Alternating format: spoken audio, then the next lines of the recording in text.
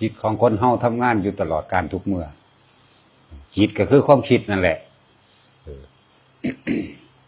ความคิดทั้งหลายแหละบ่ต้องไปสงสัยอย่างเลยนะคำว่าจิตนี่ให้พวกเจ้าหาความหมายในตัวเองไผก็ตามคำว่าจิตมันเป็นโตจังใดมันเป็นแบบใดคิดหาเขาคักๆจนว่ามันรู้แจ้งโดยตนเองพุ่นแล้วว่าสรุปแล้วมันไปหาตัวจิตบ่เจอสรุปแล้วว่ามันไปจังซั่นบัดนี้เฮาก็ได้นัยยะหนึ่งว่ามันก็คือความคิดนี่เองจังซี่เวลาเฮาคิดถึงสิ่งใดเรื่องใดอารมณ์ใดมาเทียบเบิ่งอันนี้บ่เพิ่นว่าตัวจิตนี่คือหาแนวอื่นมาเทียบมาเปรียบมาประกอบแล้วมันบ่มีแนวลงตัวใดก็คือว่าแสดงว่าเป็นความคิดนี่ความจำนี่ความปรุงแต่งใดๆนี่บ่ว่าสิเป็นรูปบ่ว่าสิเป็นจำรูปจำรสจำกลิ่นจำเสียงจำสัญญาอารมณ์ต่างๆนั่นแหละอันนี้บอกเอิ้นว่าตัวจิตเนี่ยเอามาเทียบใส่เจ้าของเบิ่งเด้อนั่นแหละจังว่าอยากให้หาความหมายแล้วให้มันรู้แจ้งด้วยตัวเองแต่เฮารู้แจ้งด้วยตัวเองเราเฮาสิบ่สงสัยแล้วก็บ่ต้องไปงงกับเวลาเพิ่นเทศน์เพิ่นแสดงธรรมบางทีเพิ่นก็ว่าใจมั่งบางทีเพิ่นก็ว่าจิตมั่งอันเดียวกันนั่นแหละบัดนี้เฮาเว้าภาษาบ้านเฮาที่เข้าใจง่ายคือความคิดและอันใดที่มีอารมณ์ไปพร้อมอันนั้นเอิ้นว่าจิตนั่นแหละจึงบอกว่าจิตของคนเฮาทำงานอยู่ตลอดการทุกเมื่อตั้งแต่เป็นเด็กน้อยขึ้นมาตั้งแต่เฮาบ่ทันได้ยินได้ฟังธรรมเฮาบ่อาจสามารถที่แยกความคิดนั้นๆว่าเป็นบุญหรือเป็นบาปได้เลยสิเพิ่นว่าเป็นกุศลหรืออกุศลบัดนี้บุญบาปก็ยังบ่รู้กุศลหรืออกุศลก็ยังบ่รู้ จนกว่าว่าเฮาสิได้ยินได้ฟังธรรมแล้วก็มาแยกแยะแล้วพิจารณาจิรนัยออกเสียเฮาจังสิเข้าใจคำว่าจิตได้มันก็คือความคิดนี่เอง บัดนี้บ่ทันได้รู้จักดอกว่าอันใดเป็นกุศลอันใดเป็นอกุศลบัดนี้ ปิดเสียงโทรศัพท์ไว้เด้อปิดทำแม่นี่ก็ได้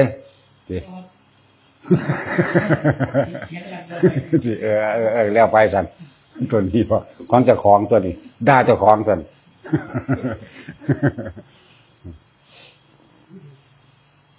แต่ความคิดอันใดที่เฮาบ่ทันได้ยินได้ฟังธรรมความคิดอันนั้นเฮาก็เป็นความคิดที่เฮาหลงไปเบิดนั่นแหละถ้าหลงก็คือบ่รู้ตัวคือเฮาลืมของนั่นแหละลืมของจักเอาไว้ใส่จื้อบ่ได้ไปลืมจนกว่าว่าเฮาได้ยินฟังธรรมพุทธเจ้าแล้วจะมาคอยคิดพิจารณาเราแยกออกเพิ่นสิแยกอารมณ์ให้ฟังนั่นเช่นว่าความคิดอันใดตกไปสู่อารมณ์บ่พอใจอารมณ์โกรธนั่นคนเฮาเวลามีความคิดเรื่องใดก็สร้างพิจารณานึกตึกตองเท่านั้นสิเกิดเป็นภาพพร้อมคิดใส่เจ้าของเด้อไผก็ตามเวลาเฮาคิดถึงผู้นั้นผู้นี้มันเป็นรูปภาพบ่ล่ะเป็นภาพสีเป็นรูปภาพสีคือเฮาเห็นกันทีเดียวนี่แล้วเอาละเอียดปานนั้นแหละเป็นรูปภาพสีเป็นเหตุการณ์ต่างๆนานาสมมติว่าเฮาโกรธเกลียดเครียดแค้นหวังทำลายและทำลายบุคคลผู้ใดผู้หนึ่งนี่เฮาสิวาดภาพจินตนาการเข้าไปสาดผมมันมาตบปากมีดแทงมันปาดข้อมันแทงข้อมันนั่นอย่าลืมว่านั่นกำลังเสวยอารมณ์อันเป็นนรกนั่นแหละภพได้เกิดขึ้นแล้วเด่นภพมันเกิดขึ้นแบบใดเกิดขึ้นในขณะที่เฮาคิดปรุงแต่งและมีอารมณ์นั่นแหละภพเกิดขึ้นเกิดแบบนั้นนั่นเองเฮาไปสร้างไว้แล้วเด่นเฮาได้สร้างเองบ่มีผู้ใดสร้างให้ มีคนว่าจิตติดที่ไหนนั่นย่อมไปเกิดที่นั่นนะคือตอนนั้นมันไปเกิดแล้วเด้เพียงแต่ว่ามันบ่ทันได้ขาดเจ้าออกจากร่างกายคือมันบ่ทันได้ตายจิตวิญญาณตัวนี้บ่ทันได้ออกจากร่างกายถ้าออกเพิ่มมันไปตามสิ่งที่ตัวเองคิดนั่นเองนี่ละให้ระวังดีๆแต่ละคน บอกว่าคือสิหาสิ่งที่ว่ามันเห็นได้ง่ายเขาว่าเห็นในความรู้สึกนึกคิดนั่นแหละเห็นนี่คือเห็นผิดเห็นถูกแล้วก็เห็นอารมณ์ของเจ้าของเองเวลาใดเฮาโกรธสังเกตเจ้าของบ่หน้าตาทะลึ่งขึ้นเหลือกตาซ้ายเหลือกตาขวา กัดแขวกัดข้างริ้วตาริ้วหยังแสดงอาการท่าทางฟึดฟึดฟัดฟัดฮึดฮัดแล้วนั่นนี่นั่นเอิ้นว่าเสวยอารมณ์นั่นแหละกำลังตกอยู่ใต้อารมณ์ของความโกรธภพได้เกิดขึ้นแล้วอบายภพอบายภูมิเดินเกิดขึ้นที่ไปสร้างไว้บัดนี้หัวใจไหวเฉียบพลันตายคึกในขณะนั้นไปเลยเด้ไปนรกเลยเพราะว่ามันทิพย์แล้วคิดความคิดเท่านี้แหละมันทิพย์แล้วมันไปแล้วตายเพิ่มก็ไปเลยมันไปเอาเองเจ้าของนั่นแหละเป็นผู้เหตุให้มันไปก็ดีอารมณ์เจ้าของที่ตกอยู่ใต้อำนาจของอารมณ์ตัวนั้นอารมณ์ตัวโกรธนั่นแหละเขาจึงบอกว่าให้เฮาพยายามเป็นผู้มีสติทุกเมื่อสติแปลว่าระลึกเฮาก็ระลึกเอาในอนุสติ10อย่างที่อย่างใดอย่างหนึ่งที่เฮาชินและชำนาญคำว่าชินและชำนาญเนี่ยยากคือดอกแต่เฮาบ่ฝึกคือเอาง่ายๆแบบพุทโธอย่าให้ขาดนะเวลาใดก็ตามที่เฮาโกรธเกลียดเกลียดแค้นบุคคลผู้ใดผู้หนึ่งนี่เอาพุทโธมาคีย์ไว้ข่มไว้เต็งไว้บังคับไว้เวลาเฮาโกรธนะพุทโธพุทโธพุทโธรู้ว่าเข้าโลดบ่แม่นต้องว่าต้องไปเดินจงกรมต้องไปนั่งสมาธิดอกเอาลั่วขึ้นในขณะนั้นโลดกำลังโมโหให้กันอยู่จังซี่ปึ๊บถ้ามันบ่แม่นเรื่องข้อขาดว่าตายบ่แม่นเรื่องเสียชีวิตและทรัพย์สินนั่นยังออกซะไผที่ชนะเรื่องการเถียงก็ให้ชนะไปเถอะนี่คือสติมันระลึกได้เอ้าอยากชนะก็ชนะไปเถอะเนี่ยที่จริงความโกรธของเฮายังมีอยู่ในอารมณ์นี่แหละนี่ศูนย์อยากเอาชนะทั้งคำเว้าถ้าคำเว้าชนะไว้อยากตีปากมันเลยเป็นจังซี่นี่แหละคือคนตกอยู่ใต้อารมณ์โกรธอารมณ์ความบ่พอใจนั่นเองถ้าเฮามาผิดหน้าเบิ่งแล้วเขาก็บ่ได้แล่นเอามีดมาฟันหัวเฮาตัวเขาก็บ่ได้เอาปืนมายิงตัวบ่เอาไฟมาจูดมาสุมเฮาตัวบ่มีอาวุธใดสิแล่นเข้ามาตัวหนีออกมาพร้อมกับคำบริกรรมข่มไว้ขี้ไว้พุทโธพุทโธพุทโธพุทโธย่างหนีไปพร้อมถึงอารมณ์มันสิมีอยู่แต่ว่ามันบ่แสดงออกทางกายและวาจาเนี่ยครับมันสิแสดงออกทางใจที่นี่ตัวข่มก็คือตัวพุทโธนั่นเองพุทโธพุทโธพุทโธย่างหนีไปออกห่างไปเรื่อยๆแล้วมันสิค่อยคลายแล้วจางหายไปเองดอกหายไปเองเพราะว่าเฮาเอาพุทโธข่มไว้นี่จักว่าให้เป็นผู้มีสติคือระลึกนี่เปรียบเทียบแล้วระลึกถึงโทษถ้าเกิดว่ามีอารมณ์ต่อกันคือบ่ยอมนี่เข้าไปเถียงกันเพียงปังนะเถียงแล้วบ่พอเอาไปมาลงไม้ลงมือเด้เกิดเป็นเรื่องอีกแบบนึงไปแล้วนักก็เก่าอีกลงไม้ลงมือกันแล้วนักก็เก่าจังว่าพยายามเอาคำบริกรรมถึงพุทโธนี่ล่ะข่มไว้ขี้ไว้บ่มีหยังเหนือดีกว่านี้อีกแล้วที่เฮาสิเฮ็ดได้ในขณะนั้นในการที่สิระงับอารมณ์เพื่อบ่ให้เกิดเหตุการณ์อย่างนี้โลดพุทโธพุทโธพุทโธไปโลดศูนย์แห้งเท่าใดทั้งโธเล่งไปจนว่ามันโธโลดไปเลยแล้วมันสิคอยจางเองนี่คือวิธีระงับสติจึงสำคัญที่สุดในการปฏิบัติใจเฮาปฏิวัติใจที่มันเคยเอาแต่ใจมันเคยเห็นแก่ตัวหรือมันเคยบ่ยอมไผแต่ว่าให้ทุกคนระลึกนึกถึงสติระลึกนึกถึงโทษนึกถึงภัยต่อไปนึกถึงเรื่องราวที่สิเกิดไปเรื่อยข้างหน้า ที่ห้าเอาตัวนี้แหละมาข่มไว้จึงเพิ่นจึงมารวบรวมแล้วทั้งเบิดคือสติสำคัญที่สุดในการปฏิบัติธรรมการปฏิบัติธรรมก็บ่ได้อยู่ที่ลักษณะท่าทางต้องมันนั่งหลับตาอย่างเดียวนี่ก็เป็นส่วนหนึ่งบ่แม่นสิเดินจงกรมอย่างเดียวบ่แม่นสิว่าอยู่เฉพาะหน้าพระบ่แม่นแต่อยู่ในวัดบ่แม่นแต่อยู่ในโบสถ์อ้อมโบสถ์บ่แม่นเฉพาะว่าสิอยู่ในทางจงกรมที่จริงมันอยู่ที่ทุกขณะจิตที่กระทบนั่นเองตากระทบบุคคลที่เป็นตาสั่งมันคิดปึ๊บขึ้นมาทันทีเลยเฝ้าออกคือเอาใจออกหรือว่าเอากายออกพร้อมอย่างนี้โลดแต่บุคคลที่เคยมีแฉต่อกันแล้วออกไปพร้อมบริกรรมพุทโธไปพร้อมบ่ซั่นมันสิปรุงแต่งเรื่องเก่าๆขึ้นมามันสิดึงแนวที่เคยผิดใจกันบาดหมางใจกันดึงกันมาแล้วมันสิปรุงขึ้นมาเลย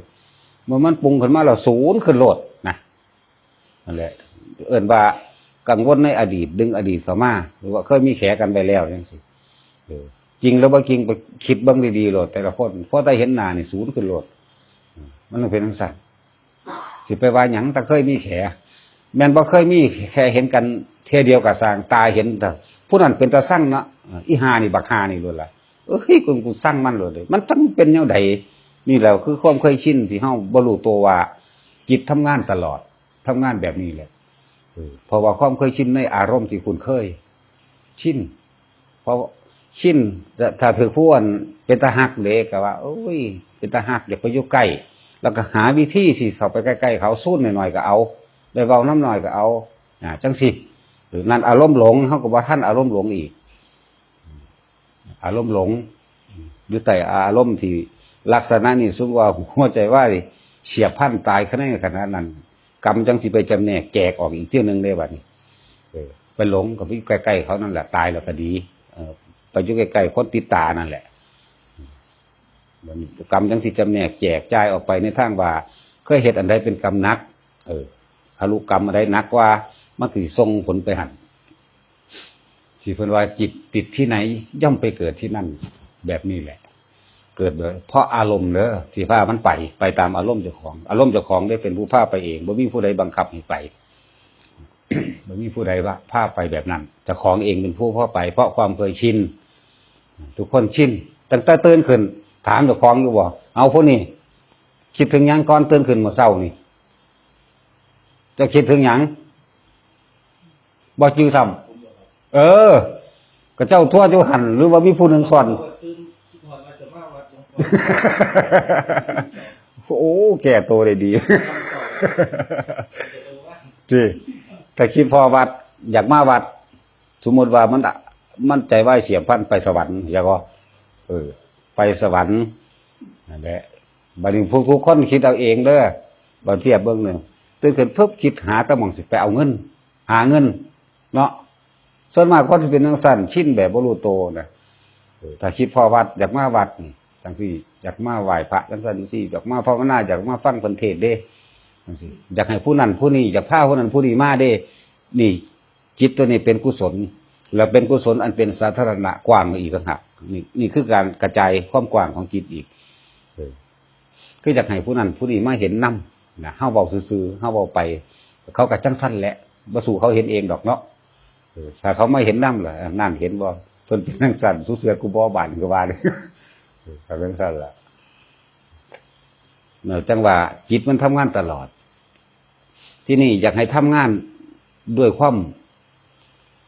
เป็นหลักเป็นฐานในตัวเองคือเฮากำหนดในตัวเองเฮาเองอย่าไปแบบบ่มีหลักเลื่อนลอยไปแล้วถ้าสิไปนึกถึงหยังก็เลยก็ว่าสตินี่สิเป็นตัวควบคุมความคิดของเฮาเพื่อให้ตกไปสู่อารมณ์อันเป็นกุศลซะให้กำหนดตัวเองให้กำหนดตัวเอง คือตั้งใจเอาโลดคนเฮาส่วนมากที่บ่ได้ยินฟังธรรมที่บ่ได้ตั้งใจที่บ่มีศรัทธาอารมณ์คนของโลกต้องตื่นขึ้นคิดหาเงินอย่างเดียวจะไปหาผู้นั้นก็เพื่อหาผลประโยชน์หาเงินชื่อเสียงลาภยศสรรเสริญเนี่ยมันจะไปจังซี่แหละตั้งแต่ตื่นขึ้นจนเท่านอนหลับนอนหลับแล้วจิตก็ทำงานเด้คือฝันไปนั่นเองฝันไปตามอารมณ์สุดท้ายก่อนที่สิหลับนั่นแหละนี่ความฝันคือจากการนึกคิดจินตนาการใคร่ครวญเอาไว้ก่อนที่จะหลับนี่นึกไปจนว่ามันล้ามันเพลียแล้วมันจะม้อยหลับไปเด้หลับไปแล้วก็ฝันไปตามนั้นนี่ฝันทำงานไปงานนั่นงานนี่ไปหาผู้นั้นผู้นี้บางที่ก็ฝันไปถือหมาไล่มั่งฝันไปถือคือผีไล่มั่งตกไปในน้ำนั่งมนป้ามั่งแล้วแต่สิเป็นไปอย่าลืมว่าตายในกระดะเป็นลักษณะนั้นมันไปหันละก่อนอันนี้เลยให้สังเกตง่ายๆมันไปหันอีหลีถ้าว่าไปหันบางที่ฝันว่าผีไล่เนาะสะดุ้งปื้นขึ้นมาเมื่อยเหื่อสัตว์ออกว่าสั่นนั่นจริงหรือไม่จริงล่ะอันนั้นเลยว่าจิตทำงานจิตวิญญาณมันทำงานแบบนั้นแต่ว่าเฮาบ่รู้ว่ามันทำงานฉะนั้นให้จิตทำงานแบบมั่นคงโดยการตั้งสติระลึกดึงเอาจนกว่ามันสิชินจนเท่าตื่นขึ้นสำคัญที่สุดเจตนาหังภิกขเววยาวะธัมมามินี่คำว่ากรรมอันสูงสุดนี่เกิดจากใจเป็นใหญ่ใจเป็นประธานเด้อใจนี่ตั้งจิตเจตนาเอาไว้เลยให้ทุกคนไปทำความเคยชินกับเจ้าของซะสมมุติว่าก่อนนอนนี่เฮาตั้งจิตเจตนาเอาไว้ในการสมาทานศีลก่อนนอนนะเบิดมือเฮารักษาบ่ได้เต็มมือเฮ ารักษาทั้ง5ข้อนี่บ่เต็มมือแต่ว่าเฮาสิเอาเฉพาะก่อนนอนเฮายอมรับตัวเองว่าเฮาเฮ็ดบ่ได้แน่ในข้อใดข้อหนึ่งส่วนมากคนอีสานบ้านเฮาก็ต้องกินสัตว์ต้องอาศัยสัตว์เป็นการเลี้ยงชีพข้อนี่เป็นของงดเว้นยากเดี๋ยวก็อยากกินป่นปลาปิ้งกบป่นปลาดุกปลาเข็งก็ว่าไปแม่นบ่ล่ะมันบ่ได้สร้างมันนี่ปล่อยบ่ต้องไปคิดยากกับมันอันเพิ่นปล่อยไปมันเป็นอดีตไปแล้วทีนี้เฮามาเอาปัจจุบันในขณะที่นอนไหว้พระก่อนอรหังสัมมาก่อนเมื่ออรหังสัมมาแล้วก็ไหว้พระเรียบร้อยแล้วก็พุทธังธัมมังสังฆังสรณังคัจฉามิแล้วก็สาธุนี่ข้าพเจ้าขอตั้งจิตเจตนาในการสมาทานศีล5 1ข้าพเจ้าขอตั้งจิตเจตนาเอาไว้ว่าจะไม่ฆ่าสัตว์ตัดชีวิตเนี่ย2จะไม่ลักทรัพย์3จะไม่ประพฤติผิดในกาม4จะไม่โกหกทำให้ผู้ใดเสียชีวิตและทรัพย์สิน5จะไม่ดื่มสุราและเมลัยนับตั้งแต่บัดนี้เป็นต้นไปจนกว่าจะถึงตี5 6โมงตั้งกำหนดเอาตามที่เจ้าของเฮ็ดได้เข้าใจบ่ล่ะนั่นแหละถ้าบุคคลที่นอนหลับตายในขณะนั้นติศีลที่เฮามีเอาไว้แล้วตั้งจิตเจตนาไว้แล้วมันบริสุทธิ์ในขณะที่เฮาตั้งจิตเจตนาเด้อบริสุทธิ์ด้วยจิตเจตนาที่จะรักษานั่นบริสุทธิ์แล้วศีลนี่เป็นพื้นฐานของส่งไปสู่มนุษย์และสวรรค์เท่านั้นต่อมาเฮาบ่ได้เอาแค่นั้นบัดนี้เฮาสมาทานศีลเฮาตั้งใจเฮาเต็มใจของเฮาแล้วว่าศีลมันก็บริสุทธิ์ดีแล้วนะจะไปคิดถึงมันเด้ออันหลายๆมื้อที่ผ่านมาจนถึงยามมื้อเช้าของมื้อนั้นมันอาจสิมีอยู่ในหั่นแหละอันเนี้ยมันผิดเห็นบ่จะไปคิดถึงมันอันนั้นเป็นอดีตที่ล่วงไปแล้วบ่ควรคำนึงถึงจะไปกังวลกับมันปล่อยทีนี้เฮาสมาทานศีลแล้วเรียบร้อยแล้วเวลาเฮานอนไปพิจารณาไปพิจารณาเรื่องใดมากที่สุดให้พิจารณาเรื่องทุกข์ของเจ้าของเองมากที่สุดบ่ต้องไปพิจารณาเรื่องผู้อื่นพิจารณาตั้งแต่เฮาเกิดมานี่เจ็บไข้ได้ป่วยมากขนาดใดพิจารณาเข้าไปเรื่องเจ็บไข้ได้ป่วยคำเจ็บไข้ได้ป่วยต่างๆนานานี่ความหิวความร้อนความปวดแขวปวดหัวนี่เฮาคือบ่อาจสามารถมันบังคับได้เนาะถ้าว่าร่างกายมันเป็นของเฮามันคือบ่อยู่ในอำนาจที่เฮาคิดมึงจะปวดแขวมึงจะปวดหัวมึงจะร้อนมึงจะหนาวไหมมึงจะปวดเหี่ยวมึงจะปวดท้ายไหมนั่นนี่คือมันบ่เป็นของเฮาแบบนี้โอ้เฮาเป็นทุกข์เพราะว่าเฮาอยู่ในร่างกายแบบนี้เนาะทุกข์เพราะว่าตัวนี้นี่เองที่เฮาบ่รู้เท่าทันมันนี่เนาะที่พระเพิ่นว่าเลยคิดเข้าไปกายนี้ไม่ใช่ของตนนะไม่ใช่สัตว์ไม่ใช่บุคคลไม่ใช่เราไม่ใช่เขาก็เพราะว่าไม่สามารถเป็นไปตามอำนาจที่ตัวเองคิดโอ้มันเป็นแบบนี้นี่มันจะเจ็บมันก็เจ็บไปตามของมันมันจะไข้อยากป่วยมันก็เป็นไปตามของมันมันอยากเฒ่าอยากแก่อยากงอกมันก็เป็นไปตามของมันนี่คือสิ่งที่บ่อยู่ในอำนาจของเฮาโอ้มันเป็นจังซี่เนาะนี่เฮาก็วางจิตออกบัดนี้คือวางความยึดมั่นถือมั่นนี่ในว่ากายเป็นของตนกายบ่เป็นของตนแน่นอนแต่ผู้ใดว่าเป็นของตนคือจะเฒ่าที่ล่ะมึงต้องนมอยู่เดี๋ยวนี้นมเท่า20 ปีอยู่เดี๋ยวนี้แม่น4 50 6 7 8 9แล้วก็สร้างนั่นพิจารณาไปบัดนี้ในสุดท้ายแล้วทุกคนเกิดมานี่ร่างกายนี่เพิ่นเป็นหยังคือว่าเป็นภาชนะรองรับความเจ็บปวดทุกชนิดบัดนี้ก็คิดถึงข้อของอีหลีน่ะเป็นจริงหรือบ่เป็นจริงในความเจ็บปวดทุกอย่างมันรวมอยู่ในหั่นแหละและสุดท้ายแล้วก็ทุกคนก็ต้องแก่แม้ไม่อยากแก่ก็แก่มันบ่เป็นของตนเพราะว่ามันบังคับบ่ได้มันบ่อยากบ่มีผู้ใดอยากเฒ่าจักคนเลยอย่างนี้บ่มีผู้ใดอยากหัวงอกบ่มีผู้ใดอยากผมโลนผมร่วงเลยอย่างนี้แต่ว่ามันคือเป็นของมันนั่นคือเป็นธรรมชาติอันนึงนี่ถ้าเฮารู้เท่าทันมันตัวนี้แล้วเฮาก็สิบ่ได้ทุกข์กับมันในเรื่องของกายอีหยังพาเฮาทุกข์กายไม่รู้เรื่องเด้อแต่พูดถึงความจริงนี่กายจะไม่รู้เรื่องว่าอันใดเป็นบุญว่าอันใดเป็นบาปกายจะไม่รู้เรื่องเป็นแต่ว่าเป็นภาชนะอันหนึ่งหรือว่าเป็นสิ่งที่เฮาใส่มันใส่ไปขาสัตว์มันก็ไปผ้ามันไปหลักของมันก็ไปด่าคนด่ากินเหล้าก็กินแล้วแต่ว่าสิผ้ามันไปมันบ่ได้รู้เรื่องใจเฮาต่างหากใจเป็นใหญ่ใจเป็นประธานเจ้าพญาจิตตลาดก็คือใจเฮานั่นแหละเป็นผู้บงการมันเป็นไปจังซั่นจังซี่เวลาเฮาทุกข์หนักๆมันอีหยังทุกข์หนักกว่าหมู่เท่าว่าแม่นใจกายปกติก็ป่วยของมันอยู่แล้วแต่ว่าถ้ามีเรื่องกระทบกระเทือนใจมีโรคกระทบกระเทือนนั่นก็ว่ามีคนมาขัดใจบ่ให้ได้ดังใจบ่ให้สมหวังปุ๊บสิ่งที่ทุกข์ที่สุดคือใจมันสิคิดใครควรสั่งผู้นั้นเกลียดผู้นี้อยู่หั่นแหละ มันเอามาเก็บมาเด้เป็นน้ำบักฮานั่นแบบขวางกูไว้กูได้นั่นได้นี่ศูนย์ขึ้นมาเด้นี่เอ้ยมึงชิบหายแต่มึงตายเบิดครอบครัวเด้อไปเด้แม่นหยังเราพวกเจ้าว่าพากูแม่นหยังเราก็คือตัวใจเฮานี่เองร่างกายบ่รู้เรื่อง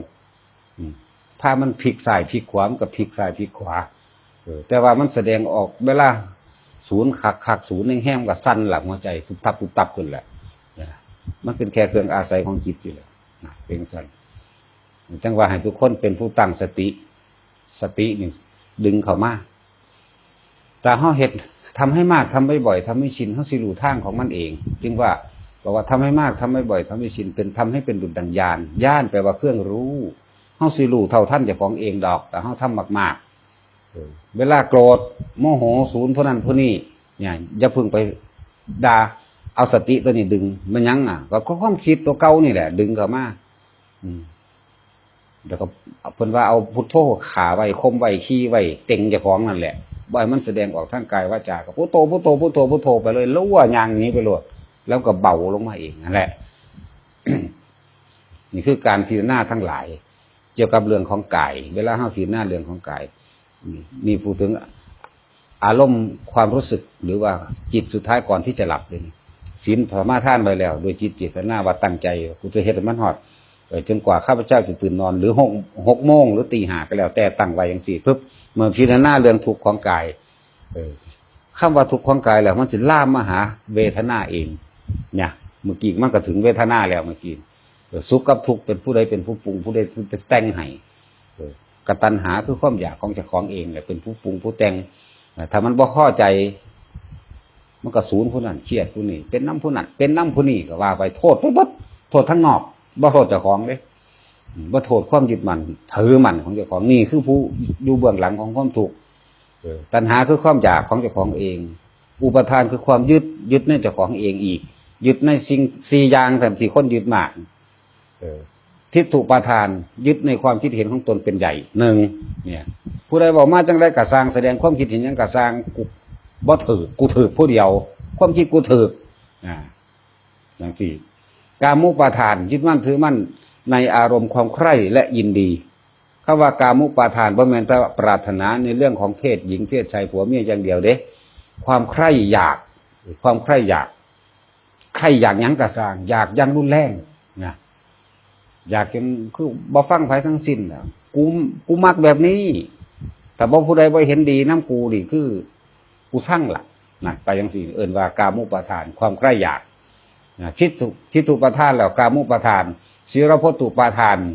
นี่อุปาทานที่เฮายึดไว้อันที่3คือว่าไผก็สร้างถ้าบ่เฮ็ดตามที่กูบอกที่กูเว้า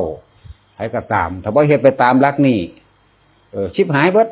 ลองเบิ่งเด้อถ้าบ่เชื่อกูนะไปจังซั่นเด้นี่เอิ้นว่ากะศีลพัตตุปาทานแล้วก็แม่นอีกอย่างนึงคือว่าการยึดมั่นถือมั่นในข้อวัดปฏิบัติของเจ้าของอันนึงแล้วก็เรื่องศีลอันนึงรักษาศีลเพื่อที่จะเป็นเทวดามั่งเป็นอันนั้นเป็นอันนี้มั่งอันนี้เรียกว่าศีลพัตตุปาทานแล้วก็อัตตวาทุปาทาน4อย่างคนเฮายึดอยู่4อย่างนี่แหละถือตนเป็นใหญ่ถ้าถือตนเป็นใหญ่แล้วก็อวดอ้างในความสามารถของเจ้าของก็แม่นผู้ใดบ่เฮ็ดคือกูผู้นั้นชิบหายเบิดลองเบิ่งเด้อบ่เชื่อกูนี่ก็แม่นเพราะถ้าถือตนเป็นใหญ่ถือรูปร่างกายของเป็นใหญ่ก็แม่นถือในต้นตระกูลเจ้าของเป็นใหญ่ก็แม่นยกอวดอ้างตระกูลว่าปู่กูเคยเป็นอันนั้นพอใหญ่กูเคยเป็นอันนี้ลุงป้าอากูเป็นตำรวจเป็นจังซั่นจังซี่นี่แหละถ้าออกจากอัตตวาทุปาทานแล้วไล่ไปเบิดในต้นตระกูลนั่นแหละเพื่อหยังเพื่อที่จะมายกข่มเหงอ้างทำให้ผู้อื่นกลัวตัวเองนั่นมันบ่ได้รู้โตนี่4อย่างที่คนติดอยู่ในนี้ทั้งว่าศีลหน้าไข้ควรไปขี้ง่ายไข้ควรไปเรื่อยๆในขณะที่เฮานอนไข้ควรความตัณหาคือความอยากของตัวเองอุปาทานคือความยึดคือปรารถนาอยากให้เป็นไปดังใจจากของเองนั่นเองนั่นอย่างสี่ในสุดท้ายแล้วตัวนี้นี่เองที่เฮ็ดให้คนทั้งหลายเวียนว่ายตายเกิดตัณหากับอุปาทานนี่เองนะขึ้นชื่อว่าความเกิดได้บัดมันไหลมาเด้อกายเกิดขึ้นหน้าแล้วเวทนาก็มีมาแล้วนี่กายเวทนาบัดนี้เรื่องของจิตนี่ผู้ใดล่ะเป็นผู้คิดผู้ปรุงมันร่วมแล้ว ก็คือมาเรื่องของจิตความคิดปรุงแต่งแสวงหาทั้งหลายเราแหละนี่แหละพาเฮาไปเกิดความคิดทั้งหลายความคิดใดนี่ถ้าตกอยู่ใต้อำนาจแห่งอารมณ์นั้นๆอารมณ์อย่างอารมณ์โกรธไปใสไปนรกถ้าตายในขณะนั้นในมือนั้นเจตนานั้นที่เฮาบ่อาจสามารถพลิกถิ่มไปได้นะตายในมือนั้นเจตนานั้นอารมณ์นี่ถิ่มบ่ได้เบิดมือกับเบิดมือในความโมโหบุคคลผู้นั้นจังซี่นั่นแหละอารมณ์นี่เฮาตกอยู่ใต้อารมณ์แห่งความโกรธความโกรธนั่นแหละพาลงสู่นรกนะเป็นสัตว์ไปเองเลยเด้บ่ได้ผ่านฮอดพญายมแต่ของได้เป็นผู้เปลี่ยนเอาเองนั่นอารมณ์โกรธมาจากไสมาจากอารมณ์โลภนั่นแหละความใคร่อยากจากได้คักได้แบบบ่ได้สนใจว่าไผเป็นได้ชิบหายนั่นได้ก็สร้างขอให้กูได้นั่นแหละความโกรธอย่างมีอาหารอย่างอาหารคือความโลภของมันเนี่ยมันกลืนกินเข้ามาแล้วเลยเฮ็ดโมโหบัดนี้คำว่าหลงก็อยู่ในหั่นแหละถ้าโลภโกรธแล้วก็หลงก็อยู่นำกันเองเพราะว่าบ่มีสติแยกแยะออกบ่มีนามคมของเจ้าของเองลักษณะนี้ดังนั้นเพียรพยายามที่คิดถึงทุกข์สมุทัยนั่นทุกข์กับสมุทัยก็บ่ได้หนีกันดอกกับกายเวทนาจิตแล้วก็ธรรมกายเวทนาจิตธรรมทุกข์สมุทัยนิโรธมรรคอันเดียวกันเพียงแต่ว่าเฮาสิแตกฉานหรือยังแยกแยะได้เร็วบ่เท่านั้นแหละร่างกายนี่หรือว่าธรรมนี่เป็นก้อนทุกก้อนธรรมมันเดียวกันนั่นแหละบ่ได้แยกยังมากล่ะแต่ว่าก็ผ่านความแยกแยะมาพอแห้งแล้วล่ะสิว่าสิเบาได้ซับนี้ก็ดีมันผ่านมาก็แห้งแล้วสิว่ามันลงโตคักแล้วบ่มีแนวสงสัยอีกแล้วในธรรมอันนี้อยากให้ทุกคนพิจารณาบัดนี้ขึ้นชื่อว่าความเกิดนะเกิดเป็นหยังก็สร้างทุกข์ทั้งนั้นถ้าเกิดเป็นเจ้าฟ้ามหากษัตริย์นี่เฮาเอาส่วนสูงของมนุษย์ซะก่อนหรือว่าสิสูงกว่านั้นเฮาเกิดบ่ทันเฮาบ่ฮู้จักดอกคำว่าพระเจ้าจักรพรรดินั่นน่ะเฮาฮู้จักแต่จักรพรรดิญี่ปุ่นจักรพรรดิอันนั้นอันนี้ที่เป็นในโลกนี่มันบ่แม่นมันคนละเรื่องกันแล้วกับจักรพรรดิแท้ๆถ้าจักรพรรดิแท้ๆนั่นน่ะมันสิมีศาสตร์ความเกิดพร้อมแล้วเป็นของเกิดครูบารมีมีสร้างแก้วมาแก้วขุนพ้นแก้วขุนข้างแก้วนางแก้วว่าไปอันนั้นเฮาบ่ทันได้เห็นความเกิดเป็นจักรพรรดิก็ตามทุกข์คือเก่าความเกิดเป็นพระเจ้าแผ่นดินประเทศราชต่างๆก็ตามทุกข์คือเก่าเกิดเป็นมหาเศรษฐีก็ทุกข์คือเก่าทุกข์เพราะว่าหยังก็ไล่เอาติทุกข์ทุกคนเกิดมามีรูปร่างกายอันนี้มีโรคประจำตัวคือเก่าทุกคนก็มีโรคหยังอย่างน้อยต้องมีโรคหิวเศรษฐีก็หิวน่ะมันหังมีตกระวางในความหิวมีความหิวความร้อนความหนาวความเจ็บไข้ได้ป่วยมากแล้วแต่มันสิเป็นไปเนี่ยความเจ็บไข้ได้ป่วยแล้วก็โรคชราอันนี้หลีกบ่ได้จักคนเลยโรคชราสุดท้ายก็คือต้องตายนะเกิดเป็นหยังก็สร้างมีทุกข์เสมอกันโลดให้คิดแป้งสิทีนี้เฮาไล่มาถึงกันว่าคนจนก็ตายคนรวยก็ตายสิ่งใดก็ตายบัดนี้เฮาไล่ขึ้นไปหม่องสูงกว่าเฮาขึ้นไปอีกแม้สิเป็นเทพเทวดาอินทร์พรหมทั้งหลายก็ทุกข์คือกันตัวใดเป็นตัวพาเขาทุกข์นี่ตัวใจคือใจเฮาอยู่เดียวนี่เองแต่ตัวความรู้สึกนึกคิดนี่เองเป็นตัวพาเฮาทุกข์กับตัวเฮาเองความปรารถนาความแสวงหาความดิ้นรนนี่เป็นตัวทุกข์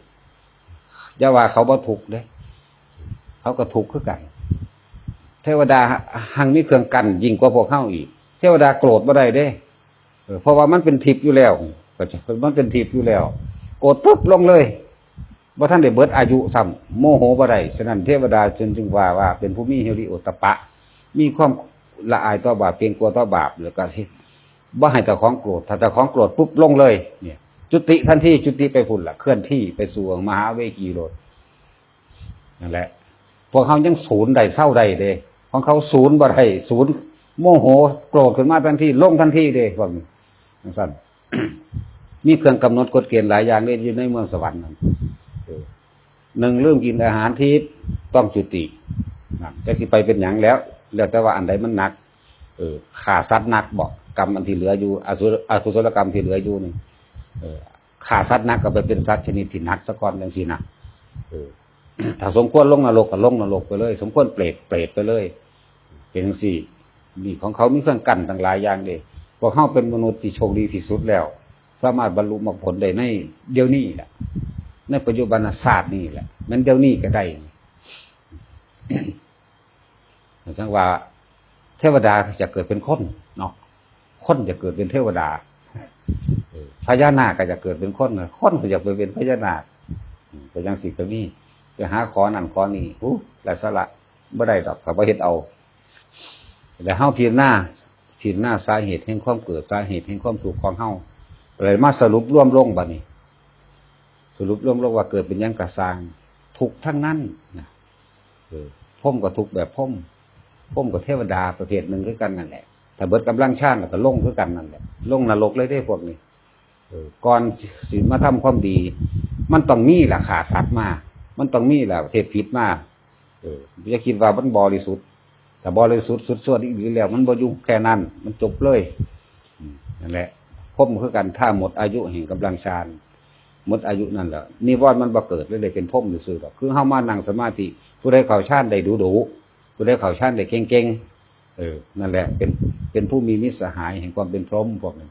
บ่มีนิวรณ์จักนิวรณ์บ่ล่ะมีจักบ่หุ้ย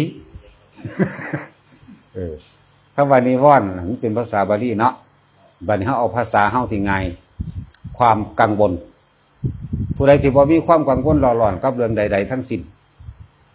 นะนั่นแหละเอิ้นว่านิวรณ์คือความกังวลบ่ได้เป็นห่วงให้รักผู้นั้นเกลียดผู้นี้นั่นเอิ้นว่าฉันทะนิวรณ์แก่แม่นกามฉันทะจังซี่บ่มีในขณะที่เฮามาปฏิบัตินี่นะบ่มีความกังวลบ่มีความอิจฉาริษยาผู้นั้นผู้นี้แต่ถ้าไผสิเป็นจังได๋ในขณะที่เฮาทำสมาธิอยู่นี่เพ่งในฌานของเฮาอยู่จิตสงบแล้วบ่มีความกังวลใดๆทั้งสิ้นมันก็นิ่งของมันอยู่จังซั่นถือว่าตายในขณะที่เฮานึกถึงอารมณ์มันเป็นฌานที่เฮาเคยได้ปุ๊บออกไปเป็นพรหมตอนนั้นแหละง่ายๆพรหมอย่างเป็นง่ายจ้องเพ่งภาพพระพุทธรูปให้มันจำได้ที่ตานี่แล้วก็บ่มีความกังวลกับเรื่องใดก็ตามมันก็ไปล่ะถ้ามันไปสร้างรูปไปในตาเนาะตาใจตาในมันไปสร้างรูปภาพเพื่อรูปภาพจำนี่เองอาศัยการจำซะก่อนกสินไปว่านิมิตหมายคือเครื่องเพ่งเครื่องมองเครื่องเห็นเครื่องจำเครื่องรู้นิมิตหมายกสินแปลว่าสิ่งที่เฮาดูนี่แหละแต่ว่าเฮาสิเพ่งมันบ่จำมันได้บ่นิมิตหมายคือว่าเฮาจำพระนะจำพระนี่เพ่งอยู่ในอารมณ์จังซั่นคือบ่ได้มีกังวลใดนิ่งอยู่ในอารมณ์เดียวแค่นั้นแหละง่ายๆ ฉะนั้นที่นี่เฮามาคิดสรุปรวมว่าเกิดเป็นหยังกะสร้างย่อมมีความทุกข์ทั้งสิ้นเสมอกันเบิดเสมอหยังเรื่องของร่างกายมีความเจ็บไข้ได้ป่วยมีความร้อนความหนาวมีความหิวกระหายและมีความแก่และตายเสมอกันนี่มันเสมอกันสุดท้ายแล้วกูบ่ขอเกิดอีกเกิดเป็นหยังกะสร้างกูบ่เอาจักอย่างนี่บอกมันเลยบ่เอาจักอย่างบ่ปรารถนาอีหยังอีกเนี่ยในขณะที่สินอนหลับใจว่าล่ะพิจารณาเข้าไปจนว่ามันสุดคิดเจ้าของหรือว่ามันสิหลับในขณะคิดกะสร้างปล่อยอย่างเดียวในขณะคิดเพราะว่าการคิดนี่คิดเพื่อให้เกิดความเบื่อหน่ายคลายกำหนัดคลายความยินดีนั่นแหละคลายความยินดีในความอยากได้อยากดีอย่างนี้อยากเป็นคลายความยินดีในชีวิตประสบการณ์ชีวิตของเฮาที่ผ่านมาแต่ละมื้อแต่ละวันหรือตั้งแต่น้อยมาจนใหญ่จนเฒ่าเดี๋ยวนี้แหละสรุปลงแล้วมีแต่ทุกข์กับทุกข์กูยึดตั้งหากกูเลยทุกข์ไงบางทีบัดนี้ก็สรุปลงว่าตายยังได้ก็สร้างกูไปนิพพานนั่นบ่ขอกลับมาเกิดอีกแล้วก็ภาวนาไปบัดนี้เจตนาตัวนั้นสิพาไปเองดอกเจตนาตัวเฮาตั้งไว้1ศีลโดยเจตนาก็เป็นพื้นฐานเนาะศีลนั่นแหละจะเป็นเครื่องส่งนะศีลนั่นแหละจะไปคิดถึงอดีตบ่ต้องไปกังวลกับมันตั้งคณะนั้นบริสุทธิ์ในคณะนั้นคณะนั้นคือบ่ไปฆ่าไผตัวบ่ไปลักไผตัวบ่ไปเล่นสู้สาวกับเมียไผผัวไผตัวบ่ไปโกหกทำให้ผู้ใดเสียชีวิตทรัพย์สินบ่ได้ไปกินเหล้ากับไผนี่แหละให้มั่นใจว่าในขณะนั้นที่เฮาตั้งจิตเจตนาเอาไว้แล้วนั่นแหละเป็นตัวกรรมแล้วอันนี้กรรมดีกรรมทั้งใจนี่ดีแล้วกายและวาจามันก็บ่ทำมันสินอนบ่แห้งแล้วตัวบัดนี้ที่นี่ก็พิจารณาในอริยสัจ4หรือสติปัฏฐาน4บ่ต่างกันอันเดียวกันนั่นแหละพระสิว่าบางเรื่องก็ว่าไปเถอะพิจารณาในทุกข์สมุทัยนิโรธมรรคมันก็เข้ามาสู่ หลักสติปัฏฐานสี่กายเวทนาจิตธรรมคือเก่าสู่ความธรรมชาติคือเก่าธรรมชาติคือความเกิดกับความตายนี่คู่กันอยู่แล้วแล้วก็สุดท้ายว่าเกิดเป็นยังกะสร้างมันถูกเบิดกูบ่เอากับเบิ่งอีกกูไปนิพพานอย่างเดียวบ่ขอกลับมาเกิดอีกกับไผอีกบ่มีความปรารถนาใดๆอีกแล้วก็ภาวนาไปบัดนี้ผู้ใดมักพุทโธก็พุทโธไปพุทโธไปจนหลับพุ่นล่ะในขณะที่สิหลับบุคคลสิฮู้บ่ถ้าผู้ใดภาวนาในขณะที่สิหลับถ้าจิตบ่รวมมันบ่หลับเด้จิตบ่รวมมันบ่หลับนั่นแหละจิตมันรวมทุกคนเนี่ยหลับในประมาณชั้น1หรือ2นี่เป็นแบบนั้นถ้าเฮาเข้าใจแล้วหลับไปซะว่ามันตายในขณะหลับไปเลยไปไสแต่บ่ไปนิพพานแต่ของตั้งไว้นั่นก็ไปตามที่ตั้งไว้เนี่ยมันบ่ได้ยากปานใดดอก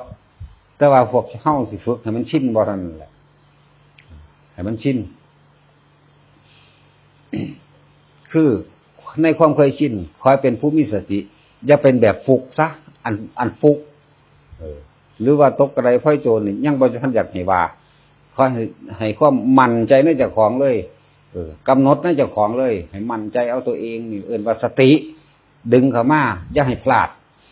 ยิ่งเวลาเจ็บไข้ได้ป่วยจังซี่อย่าไปคิดเรื่องอย่างอื่นพยายามภาวนาหมั่นคงเข้าไว้หรือพิจารณาไปเลยวิปัสสนานั่นแหละพิจารณาก็เลยพิจารณาให้มันรู้แจ้งเห็นจริงตามความเป็นจริงในกายเจ้าของนี่บ่แม่นของเจ้าของแน่นอนมันบ่อาจสามารถบังคับได้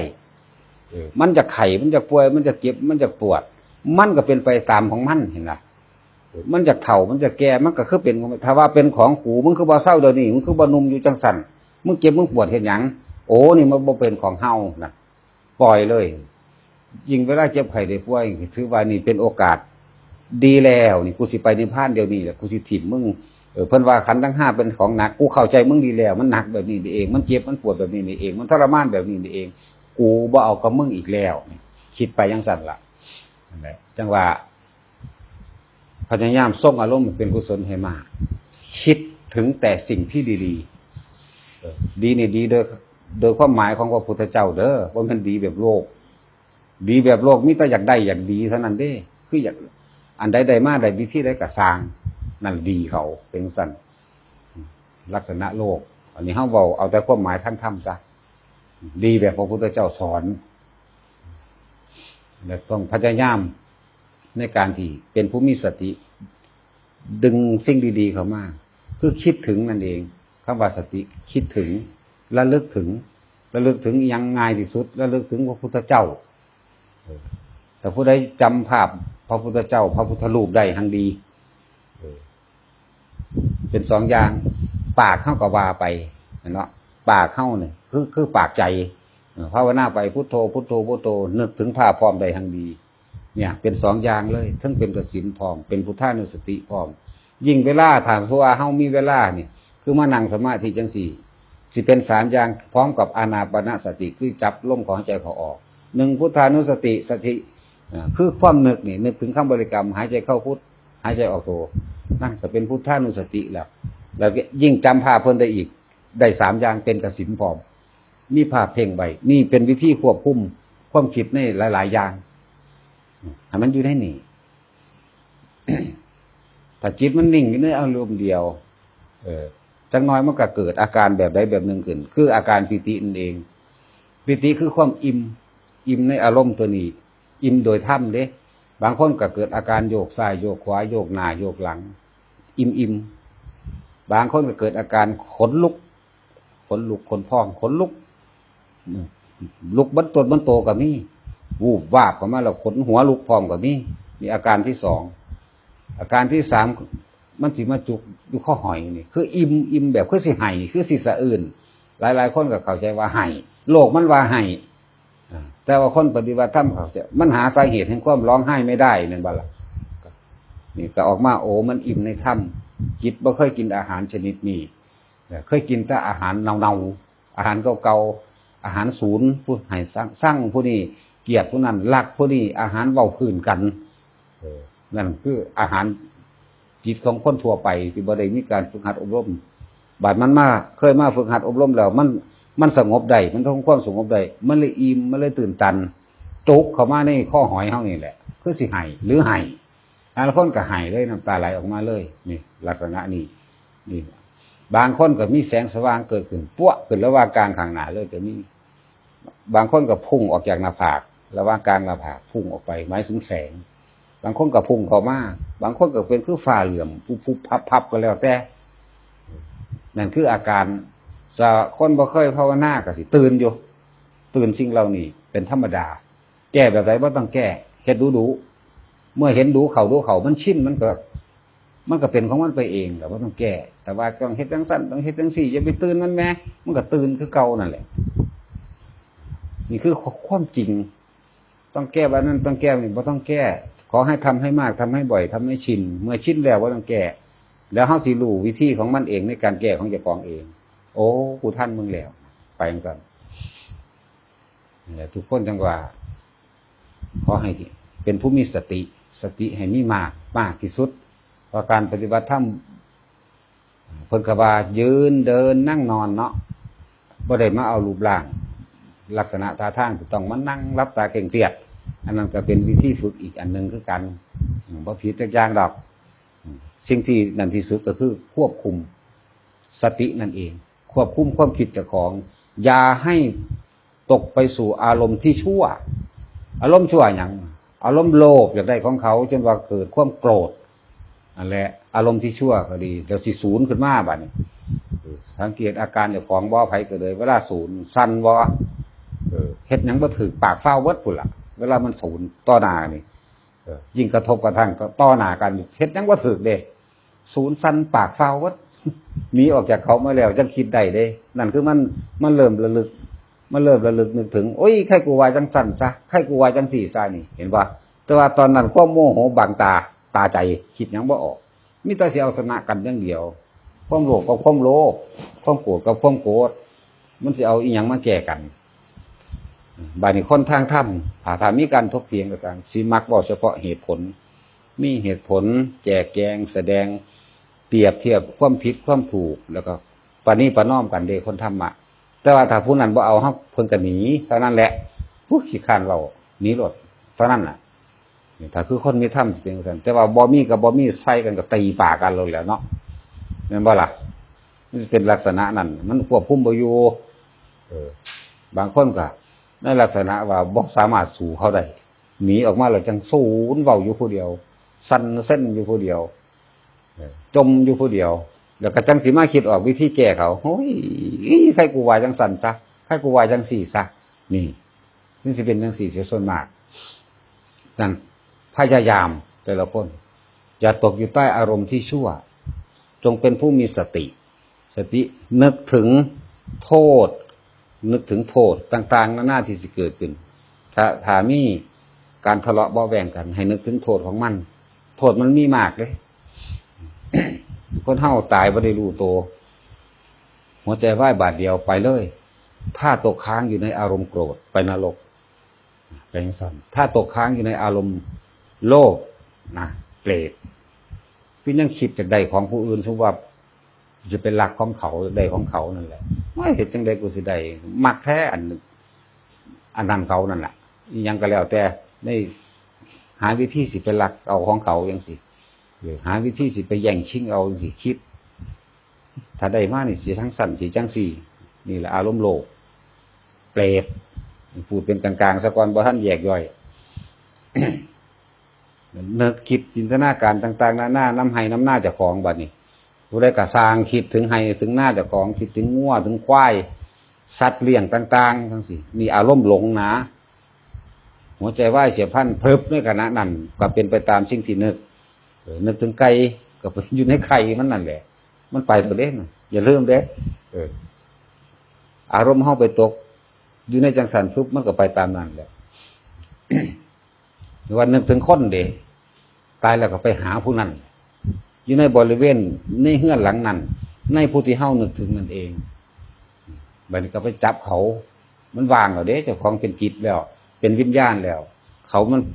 ยังเป็นธาตุแข็งธาตุทั้ง4อยู่นี่ไปจับเขาสู้ไปเขย่าเขาไปถามเขาไม่ได้ฝากน้ำด้วยเขาบ่เห็นบัดนี้มันสิคอยรู้สึกตัวว่ากูตายแล้วเศร้ามองได้บัดนี้ดีว่าดีน่านิรบาลมาหลากโตไปเลยก็มีหลากโตไปเลยสั่นแหละ ฉะนั้นเฮาเป็นหยังคือบ่กำหนดการไปของเจ้าของเองเฮาเป็นหยังคือบ่กำหนดภพภูมิของเจ้าของเองถ้าเฮาได้ทำของพุทธเจ้าแล้วเฮารู้อยู่บริกรรมพุทโธเฮ็ดจังได๋ก็บ่ตกนรกเนี่ยเป็นพื้นฐานไว้ซะก่อนแม่นสิเห็นภาพเพิ่นบ่เห็นภาพเพิ่นก็ตามตายในพุทโธพุทโธพุทโธไปเรื่อยๆนี่เฮ็ดจังได๋มันก็บ่ไปนรกเทียบอีหยังแม่นสิเฮ็ดบาปกรรมมามากมายขนาดใดก็สร้างเว้นไว้เฉพาะอนันตริยกรรมถ้าผู้ใดที่เคยเฮ็ดอนันตริยกรรมมาแล้วนี่ทำดีขนาดใดก็สร้างไปนรกคือเก่าเพราะว่านั้นเป็นของหนักอนันต์แปลว่ามากนับไม่ได้เป็นจำนวนมากมหาศาลเกินไปคือบาปกรรมนั้นมากที่สุดฆ่าพระพุทธเจ้าจังซี่ทำลายพระพุทธเจ้าจังซี่ฆ่าพระอรหันต์นี่ฆ่าบิดาฆ่ามารดาหรือยุยงสงให้แตกแยกกันหาอย่างหนักสุดคืออาชาติศัตรูนั่นแหละพระเจ้าชาติศัตรูเพิ่นก็ฆ่าพ่อเพิ่นแม่นบ่ล่ะแล้วพอตะเพิ่นสำนึกได้แล้วเพิ่นก็หยุดการทำบาปนั่นก็อยู่หั่นคือเก่าบัดนี้เพิ่นทำแตะบุญแล้วบาปกับบุญมันคนละกองกันมันไปละคละคลางกันบ่ได้เด้มันเป็นคนละกองเนี่ยเพิ่นก็ทำแตะบุญไปทำแตะบุญไปแต่ว่าบาปสุดท้ายเพิ่นไปกรรมตัวนั้นล่ะมาบีบเพราะว่ามันกรรมใหญ่กรรมหนักกรรมตัวฆ่าพ่อนั่นเองไปนึกถึงปั๊บเสี้ยวเดียวท่านลงมหาเวทีเท่าเดี๋ยวนี้ล่ะบ่ทันถึงมือหรอกที่คิดเบิ่งเด้อว่าบ่ทันถึงมือที่ 2,000 กว่าปีมานี่บ่ทันถึงมือเพราะมือนึงในนรกมันนับบ่ได้มันเป็นอเวจีหนักสุดแล้วนั่น นั่นแหละทุกคนต้องมีสติกำหนดตัวเองให้กำหนดด้วยตัวเองตั้งจุดหมายที่ไปจะไปเกิดเป็นหยังเฮ็ดเอาจะไปเกิดเป็นหยังคิดดีไว้ก่อนจังว่าทุกคนมีพื้นฐานตายในคำบริกรรมภาวนาพุทโธย่างต่ำไปสวรรค์สันดาวดึงขึ้นไปสำแหมบ่แม่นสันหนึ่งเด้2ขึ้นพุทโธพุทโธพุทโธตายไปอันนี้แค่เว้าพื้นฐานเบื้องต้นซื่อถ้าบุคคลมีภาพเป็นเครื่องประกอบถ้าบุคคลมีพิจารณาเป็นเครื่องประกอบมีทำการเบื่อหน่ายเป็นเครื่องประกอบในขณะสิตายนี่คือแต่มันว่างคลายความกำหนัดยินดีในทุกสิ่งทุกอย่างมันก็ไปนิพพานจบแล้วนิพพานบ่ได้แปลว่าคนตายเด้อนิพพานคือกิเลสตายตัดความอยากคนเป็นคือเฮานี่แหละเฮาอยากฮู้เห็นพระนิพพานกับเพียรพยายามตัดความอยากให้มันได้ดูดูเข้ามันส่งอารมณ์ได้นานๆมันนั่งเห็นดอกตัดอารมณ์ความอยากความใคร่คลายกำหนัดคลายความยินดีออกบัดมันยังกะสร้างบ่ยินดีจักอย่างว่างอยู่จังสั่นมันก็เป็นแล้ว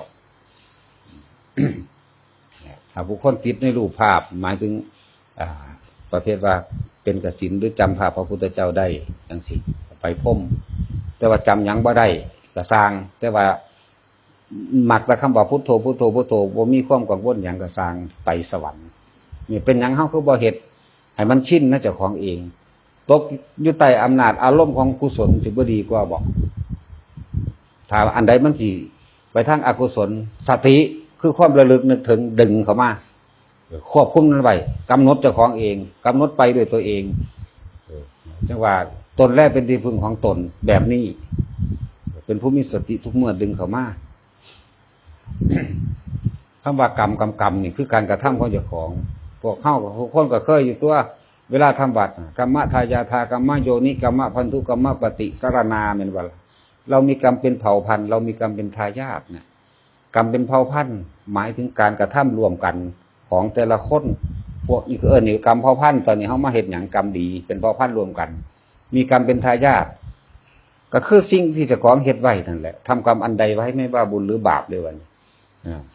ว่าบุญหรือบาปเราจะต้องได้รับผลของกรรมนั้นนั่นสืบไปกันนี่ลึกซึ้งเราได้คำสอนทำไปเลยแต่พวกเขามันชินเลยว่าเอาคำแปลเขามาให้มันรู้แก่นในจิตใจของเจ้าของเองนี่แหละตนแลเป็นที่พึ่งของตนกันเลยกรรมเป็นเผ่าพันธุ์กรรมเป็นทายาทนี่ว่าบุญหรือบาปทำอันใดไว้ต้องได้รับผลของกรรมนั้นนั่นสืบไปอันนี้แหละตนแลเป็นที่พึ่งของตนกันเลยสัตว์โลกย่อมเป็นไปตามกรรมอันเดียวกันนี่แหละ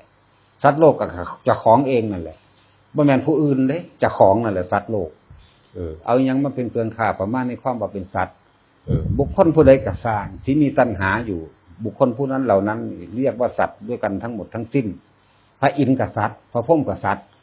เทวดาอินทร์พรหมสัตว์เบิดพวกเฮานี่กับสัตว์บ่เป็นสัตว์ทุกประเภทเดียวคือพระอรหันต์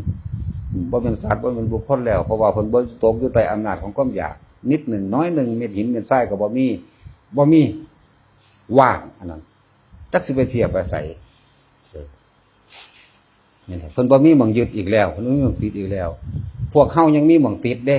เดี๋ยวก็คิดถึงผู้นั้นเป็นห่วงผู้นั้นลูกเต้าเล่าหลานสั่งผู้นั้นเป็นหยังจังสั่งมันแย่งสมบัติกันมันเว้าใส่กูเนาะนี่สองอารมณ์นี่เห็นบ่อารมณ์ใคร่ยินดีพอใจกับอารมณ์โกรธไม่พอใจนี่สองอย่างพวกเฮายังตกอยู่ใต้อารมณ์นี้นั่นแหละยังมีที่พึ่งที่เกาะอันอื่นอยู่แต่ว่าทุกคนให้ทุกคนเป็นผู้มีสติเน้นสติเฮาสิไปดำให้ดำหน้าอยู่ก็ตามไปขุดอ้อยขุดมันอยู่ก็ตามเฮ็ดหยังอยู่ก็สร้างมันบ่ได้เอาปากห้องขึ้นตัวพุทโธพุทโธก็เลยหรือว่าผู้ใดว่าอยู่บ่เวลาเฮาภาวนามีอยู่บ่ห้องขึ้นดังๆจะภาวนาห้องอยู่บ่คือว่าแต่ในใจตัวเนาะก็จังซั่นเลยเว้ยกายก็เฮ็ดไปที่การทำงานคือการปฏิบัติธรรมรวมกันได้เด้อนั่นแหละสตินี่สติคือความคิดถึงนั่นเองอิหยังคิดกับใจนั่นแหละความคิดนั่นแหละจิตนั่นแหละเดียวกันนั่นแหละพุทโธพุทโธก็ฟันมันไปพร้อมพุทโธก็ตัดอ้อยไปพร้อมมันสิเป็นหยังวะกินข้าวก็พุทโธได้ยำข้าวก็ปากขึ้นเป็นพุทโธก็ยำลงก็ได้ทั้งนั้นแหละอยู่ในห้องน้ำก็พุทโธได้พร้อมอยู่สถานที่แบบใดได้ทั้งนั้นเพราะว่าเฮาเอาความคิดเฮาได้เป็นผู้ว่าบ่ได้เอาปากห้องใส่นอนนำกันสมมุติว่าไปต่างถิ่นนอนอักลากอยู่หลายๆมันสิไปห้องพุทโธพุทโธหั่นพอดีเขาสิตีปากเอาเฮาก็ว่าในใจเฮาล่ะเว้ยแหละจงเป็นผู้มีสติเน้นสติมากที่สุดในการปฏิบัติธรรมสติเป็นเครื่องระลึกอันนี้เป็นโทษอันนี้เป็นคุณอันนี้ควรอันนี้บ่ควรอันนี้เป็นโทษหันไปนี่ก็แล้วแต่อันนี้อันใดที่เฮานึกแล้วสบายใจคือพุทโธนี่สบายบ่ได้นำความกังวลร้อนใดๆทั้งสิ้นมาเกิดนึกอันนี้แหละไว้ก่อนเป็นพื้นฐานเนาะเอาสมาทานซะ